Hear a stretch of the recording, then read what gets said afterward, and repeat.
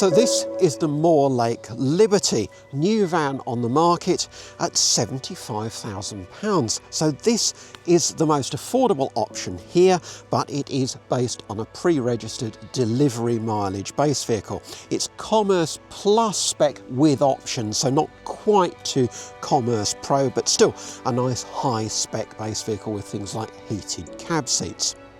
As a Liberty model, it comes with the EcoFlow power unit and an 800 watt alternator charger. So that EcoFlow unit enables you to use mains appliances in the van when you're off grid, but also you can recharge the unit, which is a 1 kilowatt inverter. You can recharge that unit with an hour's worth of engine running or driving from 0 back up to 100%. So really does give you some off-grid capability. And that price includes everything you see here, because Moorlake are trying to offer a one price package, no options. It even includes this duotone wrap. And then in addition to the EcoFlow, you've got a 200 amp hour lithium battery and a 150 watt solar panel on the roof. So guys, what do you make of the interior? Well, pretty smart looking. Just before we go any further into the kitchen, just going to show in here that this is the EcoFlow unit that you were talking about a minute ago, Peter. That can charge or power basically any appliance you want, maybe your coffee maker or hair straighteners, if that's something that's an issue for you. Just beside that there as well, you can fit your portal out in there as well. Above there, there's a Dometic microwave. Now that's comes as standard, but you can opt not to have it. Doesn't change the price at all, one way or the other. It's the same price. I really like the kitchen unit here. I love the wood worktops and the cladding on the side there. I know it's not everyone's Rachel taste. doesn't like them. And Rachel has been trying to... I'm not so sure about the finish of the edging on the doors. I like the worktop. Well, the worktop, it's great, it looks beautiful, but I have a wooden worktop at home. It's a pain to maintain because you have to keep sanding it back and oiling it and restaining it. So I personally go for the other option, which is laminate in this model. Well, I would stick with the wood, and I would just wouldn't bother doing all those maintenance things that you're talking about. I like the rustic look. Just in here again as well, there's decent couple of 3-prong plugs there, USB cables as well, and you can control the lights from there. I like this little neat touch. Extends, which is actually a generous worktop area anyway, but this gives you that little bit of extra to use as well. There is obviously a cupboard back there which we'll come to, well, look at it now. The tambour doors, you can just go straight into that. They do rattle a touch sometimes on the road. Tambour doors, yeah. Fitted properly, but yeah. Fuse boxes in there, but there's more storage space in there as well. And there you've got your control panel for all the settings, and nice little cupboard space up here with the bowls and cups, etc. Yeah, Yeti, nice, smart.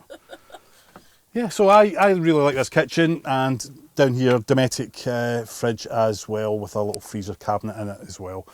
But that's a bit smaller than the Bilbo's one, I think. I think this is... Was that 39 litres or something? Yeah, I think it's a 39 litre.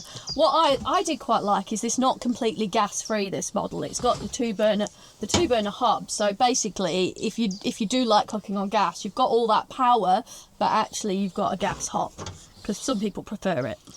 And whilst everybody talks about being off grid and electric, what's not off grid about Absolutely, gas you're cooking? nowhere near the grid when you're not plugging into the mains gas system, are you? You've got your own little gas bottle with you, so gas is a much more efficient way of cooking too. What about storage under that back seat?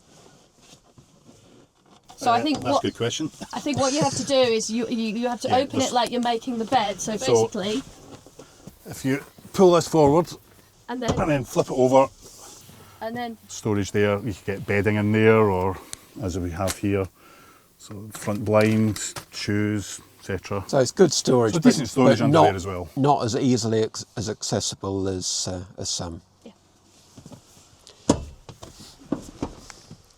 And then the roof, Rach.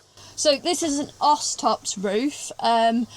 It's the scenic roof, so you can unzip it, but you do have mesh fly panels on each side. But what we found is that there's no way to secure the window, the blind covering up next to the window. It has to hang down a little bit. I'd like to see some straps there to secure that, but that's an OS-tops thing.